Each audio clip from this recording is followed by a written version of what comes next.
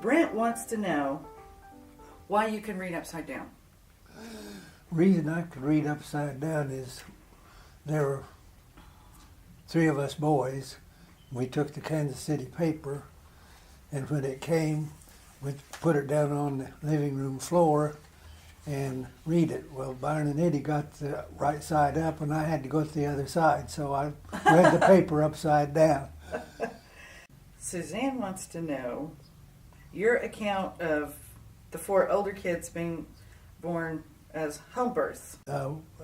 Dr. Schwartz was there, and Donna was pregnant while I was in the service, and they would not do any sort of anesthetic except a spinal block, and they insisted you have a spinal block. You had to agree to that before you got your care from the Army. And we really, at that time, they were having enough trouble with spinal blocks that we didn't think that was a good option. And there was a doctor doing home births in Muskogee, where Donna's folks lived. And he said, yes, he'd be happy to see her, and she sounded like a good patient. And so Dr. Schwartz delivered Hope. And so when Russell came along, we called Dr. Schwartz, went back down to Muskogee for his delivery. And Kim also. And see, where am I?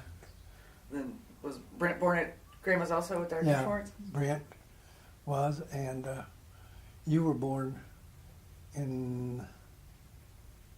Was the Broken Arrow Hospital, wasn't it? It's not around you anymore. were broken. Were born in the hospital. And Suzanne also asked, she has lots of questions. She thought it was interesting and wanted to hear you discuss that when you first came here, which that was in 57 that your Brent was born, right? That people kind of considered you a general practitioner as well as a chiropractor, and that you made house calls. Yeah, that's right. There weren't very many doctors here, and got into the community, and people would call me for all sorts of things, because I had a doctor tag, and I made a lot of house calls. We had one hospital, it was small, Dr. Franklin owned and operated it, and he was there most of the time. And I talked to him when I first came and asked if he would handle patients that would call me and I wasn't qualified to handle or work with. And he said, yeah, I'll help them. So he did a lot of those. Well, that's nice. In fact, he called me one time and told me he was tired of signing my death certificates because he was getting some bad cases, severe cases.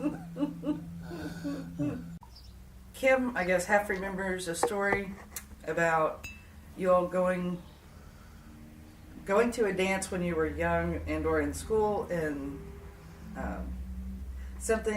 the car broke down, and by the time you got to the dance, you were all dirty. Story.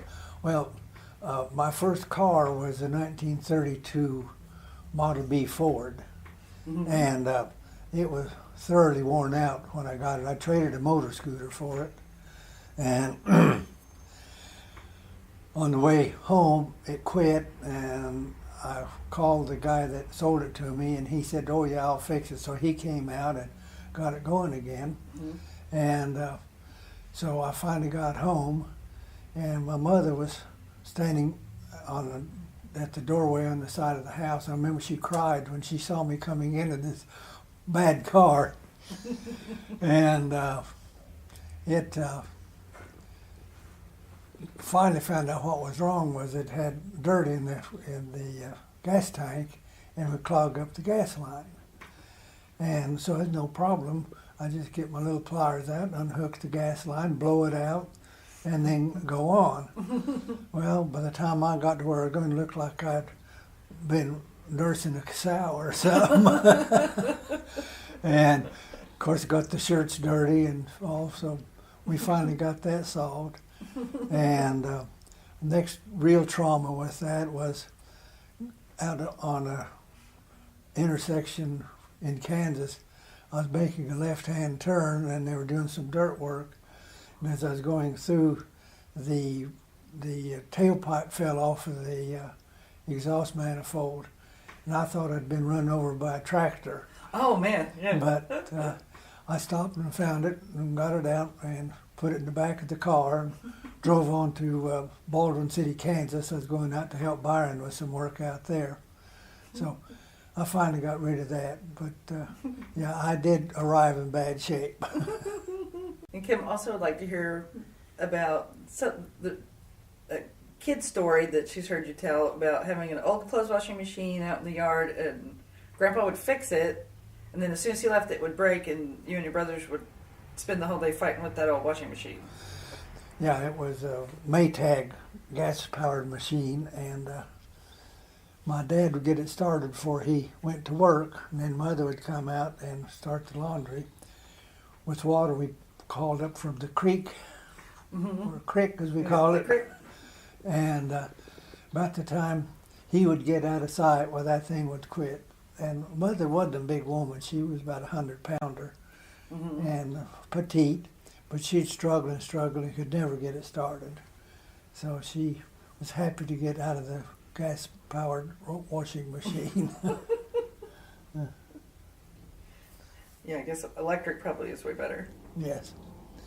Well, we didn't have electricity. We had that little Arkansas farm, and our water was a creek down the hill.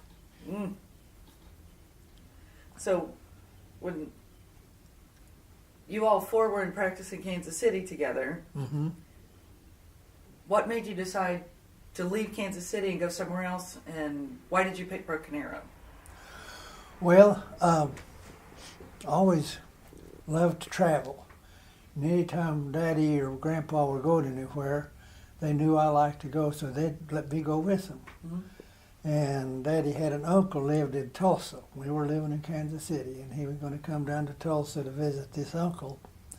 So yes, I'd go. So I came down, and it was the first brand new city I'd ever seen, I thought, because Kansas City was so dirty, black dust from the coal soot, and everything in Tulsa was heated by gas, and all the buildings, the masonry building, all looked like brand new.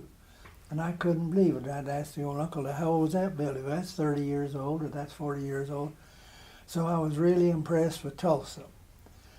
And when I was drafted, I went to Fort Sill, to Camp Chaffee and Fort Sill, which were close to Tulsa. And Donna grew up in Muskogee, so I'd been to Muskogee with her, and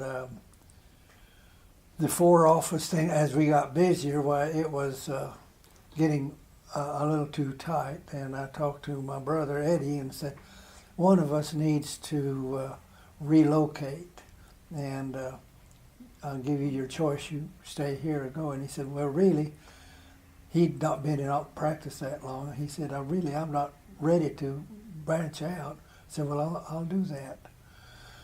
So I went home and talked to Donna, and I said, we need to move. How would you like to go to Tulsa? She said, if you'll take me to Tulsa, I'll never doubt your love ever. She wanted to go to Tulsa. So we came down, and we drew a 25-mile radius from the middle of Tulsa. We've got all the towns in it. Then we visited all the towns and decided that we wanted to come to Broken Arrow. It looked like the best town for us to land in. So I went back to Kansas City and back to Sunday school, and told her I was going to be gone the next weekend. We were going to Oklahoma. And this lady asked me, well, where in Oklahoma are you going? I said, well, you wouldn't know. She'd try me. I said, I'm going to Broken Arrow, Oklahoma. She said, well, just right outside of Tulsa, and she described it perfectly. She said, my folks live there. Wow. And he's the president of the school board, in fact. And so when we came down, they were very helpful. And so that's nice. Got you an introduction. Yeah, and had our open house. And her sister came down and helped serve. And the superintendent or the president of the school board had us out to his home for a dinner, and so got us a nice start into Broken Arrow from that coincidence.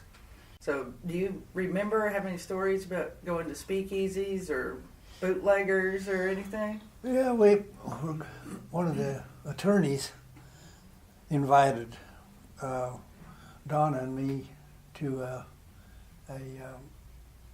party that the law association was having, and well, sure, we'd go. So we get in his car and we start out of town, and he pulls off the highway down a little long driveway and pulls in to a little window, and the guy hands him a sack, and he puts it in the seat, and off we go. And that was his bootlegger, and that was his sack of whiskey that we took to the party. Drive-through window. Had a drive-through window, so that was my first experience with bootlegger. It was with an attorney. That's Yeah. funny. Well, now Grandpa Sorrells had an incident of that. He had a dirt tractor contractor business. He did farm ponds and terraces and that sort of thing. Mm-hmm. And in the process of getting back to the work site, he went right by a liquor still. And it was a black man that operated it.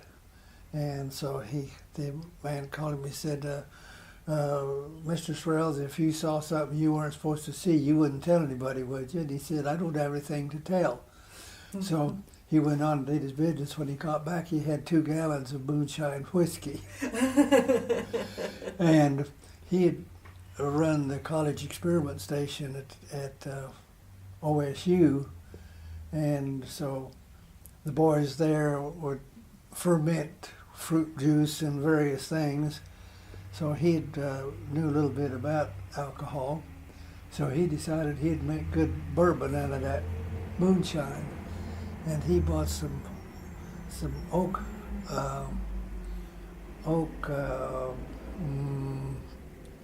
containers and tried to char them and so forth and flavor them. But his product was never much good.